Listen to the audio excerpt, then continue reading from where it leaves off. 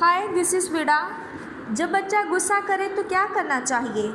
जब बच्चा गुस्सा करे तो सबसे पहले खुद को पुरसकून रखे। इस वक्त गुस्सा बिल्कुल ना करें। बच्चे के गुस्से का जवाब गुस्से से ना दे। इसको डांटने या इसे चुप करवाने की कोशिश ना करे। याद रखें, बच्चा इस वक्त सिर्फ अपने जज्बात बाहर निकाल रहा होता है।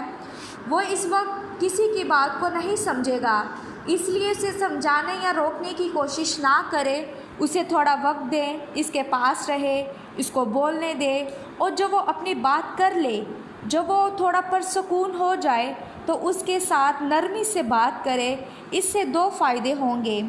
जब आप इस वक्त इसे समझाएंगे तो वह आपकी बात को सुनेगा और समझेगा भी, क्योंकि इस वक्त उसके जज्बात ठंडे हो चुके होंगे।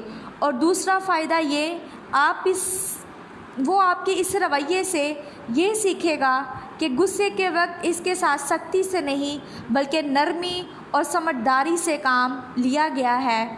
Thank you.